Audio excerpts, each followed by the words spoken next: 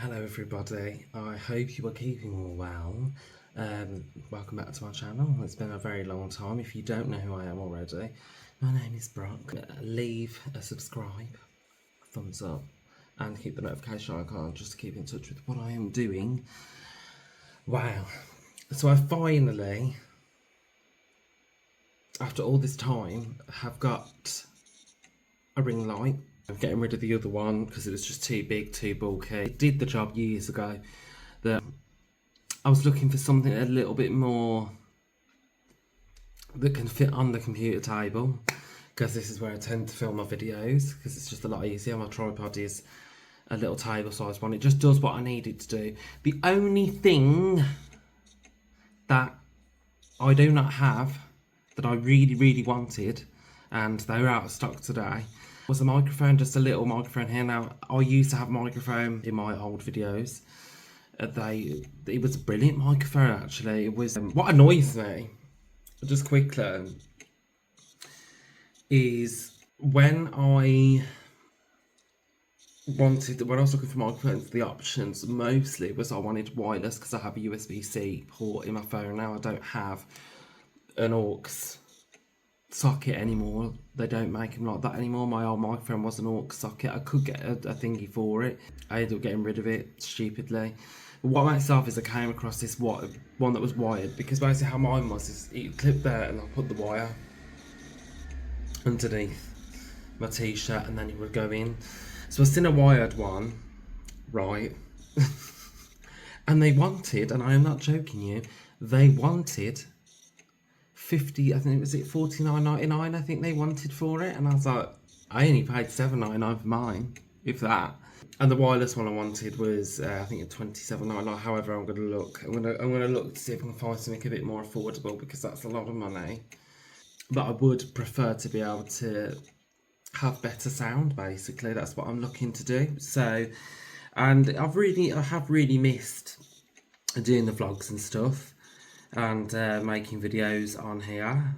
So yeah, it's been a hot minute. It's been a hot minute, to say the least. So yeah, and so that's why I'm back. Obviously, I've been delved into the music, which was by total accident. You know, that it started off because I did a brand new YouTube intro when don't I? But you know, anyway, I did. I was like enjoying this. It was something that I was enjoying creating. I still am.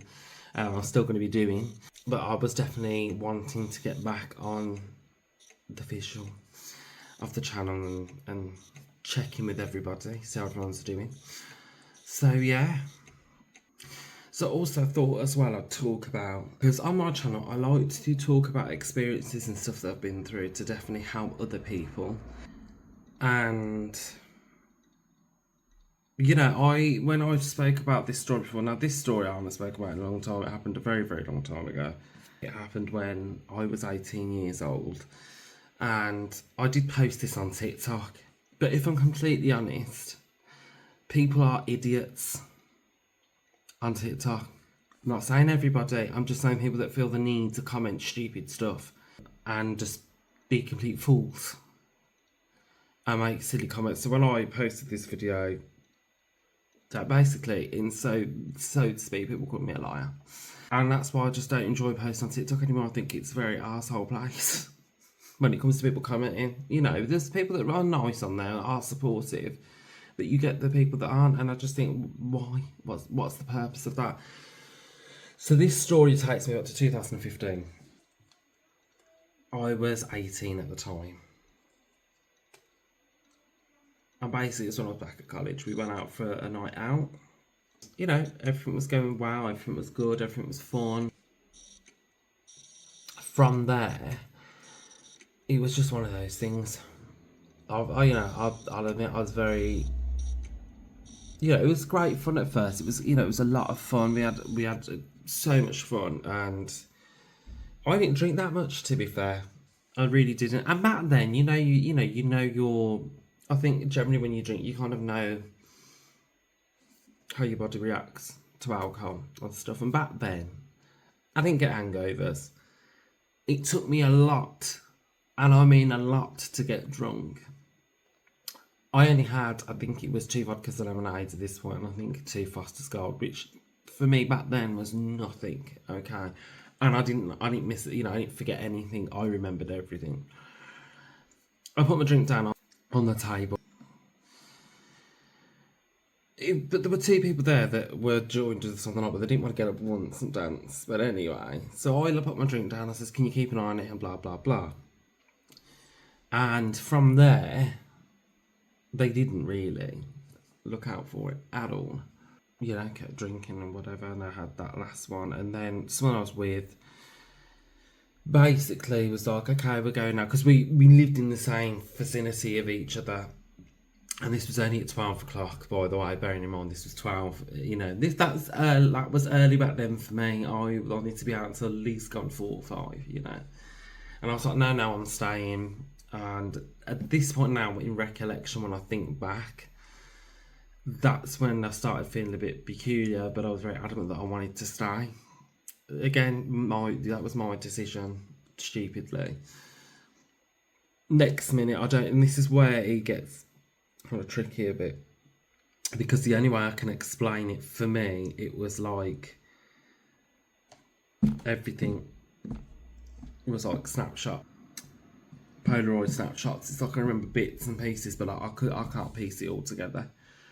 So I remember her holding on to me. She didn't pull or anything, but holding on to me. And then next to me, all I remember is being on the floor, convulsingly throwing up. This wasn't just, this was like, it was just coming up.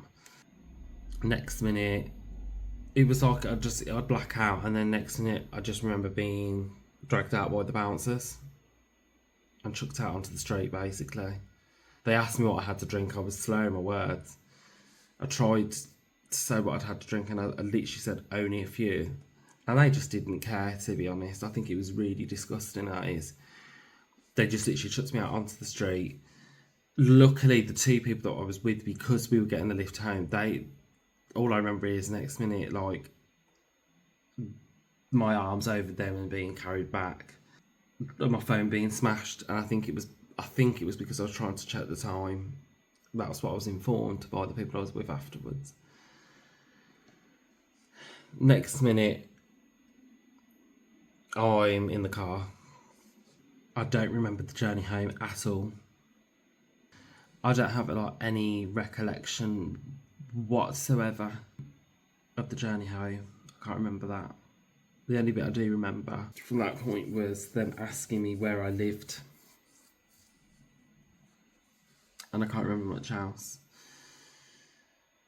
And then all I remember is being in the road, and then my dad's come out and had to physically lift me out of the car. And then next minute I remember being in the hallway at home, and I'd actually tripped my parents over. So my dad, because I was sort of dead weight, which again doesn't make sense either, and I know I'm jumping a little bit, but it doesn't make sense, because even when I've been paralytically drunk, I've still been able to walk.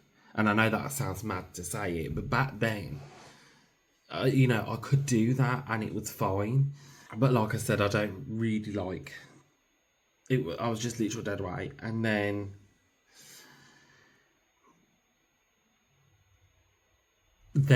so my dad was behind me and I'd fell on him, and my mum had tripped forward, and they literally had to, from what I was told at this point, again, I don't remember anything else after this, they had to put me on the settee in the living room.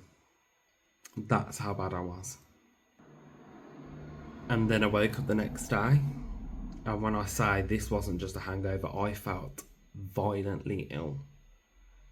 Like, proper violently ill. Like, I did not feel, I know what, but bear in mind back then, like I said, I didn't get hangovers. Do you know what I mean? I didn't get hangovers until I was at least like 21, 22. That's when they kicked in for me. But not at any point did I get hangovers back then. And I mean, I was properly, I was violently ill. And I do believe that I was spiked. I definitely do believe that. I can't prove that I never went to hospital, but my behaviour definitely was abnormal behaviour for me. And what I think it was, is I think because I'm a hairdresser. I've explained this before. I was all in my class were girls, so I was with girls, and I think whoever spiked my drink thought it was one of the girls' drinks. Thankfully, in a way, and I know this sounds bad, but thankfully, in a way, that it was me that this happened to, because God knows what would have happened if it was one of the girls. Do you know what I mean? I mean, it's a scary, scary thought anyway. But it was it was very scary. Very scary. And the thing is, I can understand where other people were coming from at the time. Other people were like, no, you just drank too much and all of that. Because back then, I'm not saying it didn't happen, but it definitely wasn't as visible as it is now. It isn't take it like I think it's taken more seriously now than it was then. So I think it's very hard for people like it just wasn't the kind of thing, you know what I mean? It was, but it wasn't on social media and stuff like that as much as it is today. I'm trying to word it in the best way possible because obviously I don't want to upset or offend anybody, and I sit here and say I am incredibly lucky. I am so lucky, really, and I'm so grateful to the people that were around me at the time because they got me out of that situation. And I just think, obviously I hope it's very different now. I haven't been out clubbing in a good couple of years. Well, I say that I have been out clubbing once, and that was very brief, but I'm not, I don't really go out like that anymore. Can't be bothered. Too expensive. I definitely do think it's really bad when I look back that the bouncers just really didn't care and just chucked me out into the street purely because, and back then as well, like I don't look like, back then I had the quiff, I had everything. I look like a typical young man. Do you know what I mean? And I'll be completely honest in my opinion when I say this, and this is my platform, so I want to be free to say my opinion.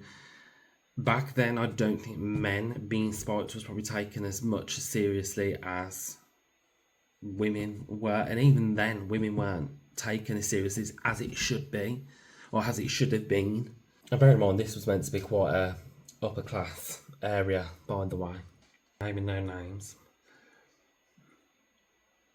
And it was definitely, it was a sort of scary situation to be in. It was made me more on edge after that. I don't know whether anybody else who has been through a similar or same situation as I have been spiked understands what I'm saying in this. And after that, and it wasn't even that I knew that I was doing it, it was a very subconscious thing. And that would be, I'd be out on a night out, and this would happen all the time after this. It's only when I reflect about it, this is what I have picked up on. And when I look back, if I was out with people, like friends and stuff, I'd be constantly like, all the time, always, I was always vigilant of what was my surroundings. And there was one particular friend that I used to go out clubbing with, and she was like, "Are you okay? What are you looking at?" Constantly, and I'm like, "Oh no, I'm just looking around."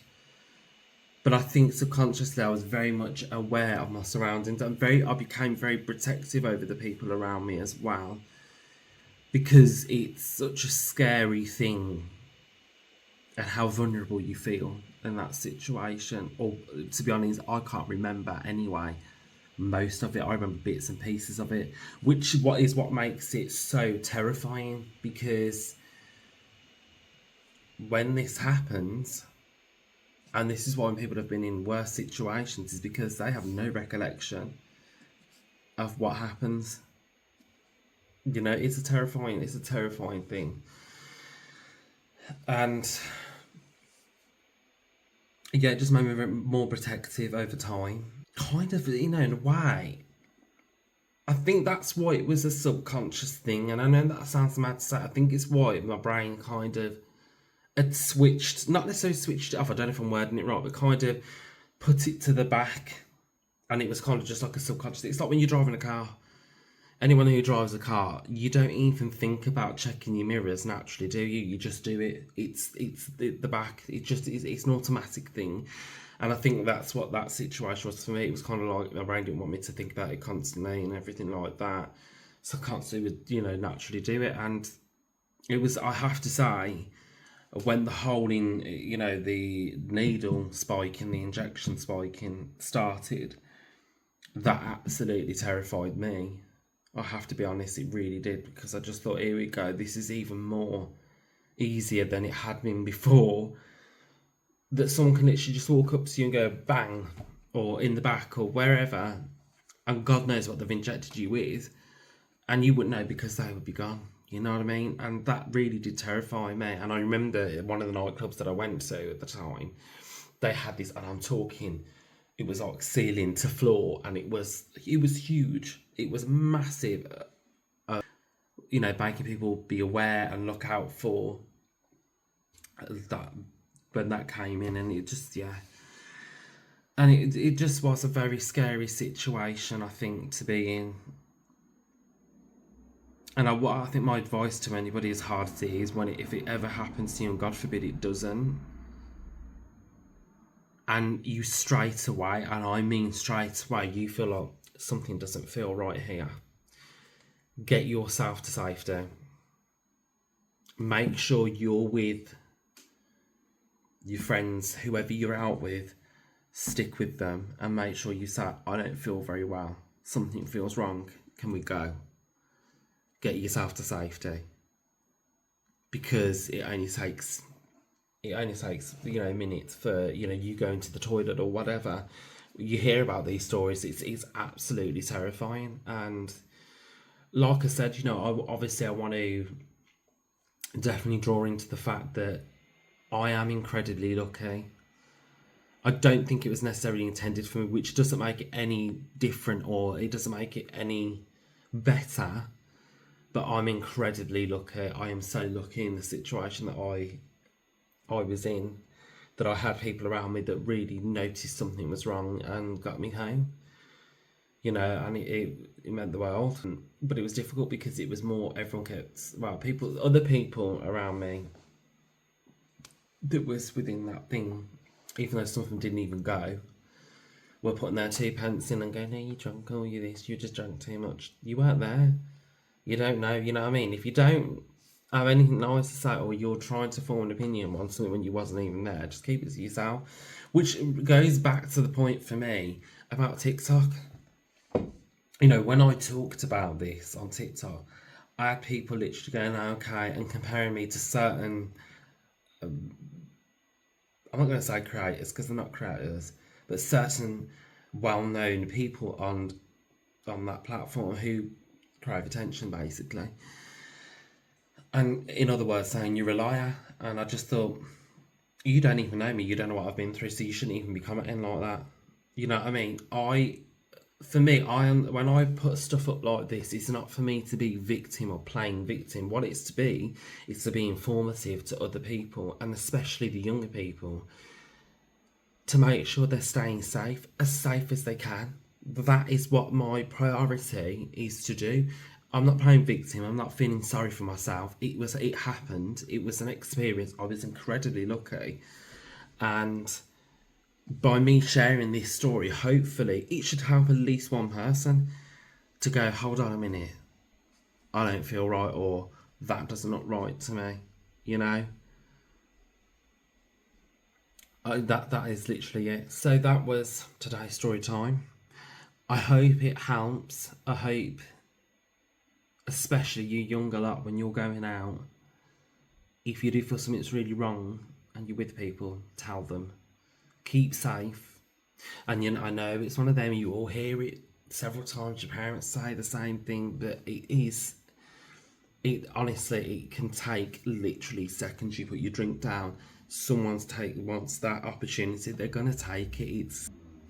It's a scary situation, believe you me. Just make sure you tell your friends or whoever you're with something doesn't feel right.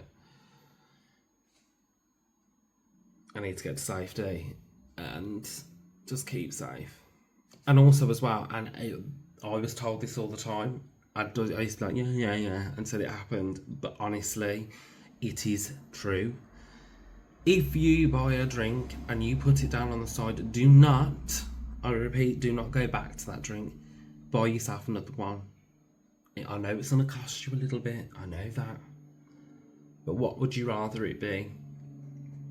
You pay for another drink, which is what, 5, 6 quid?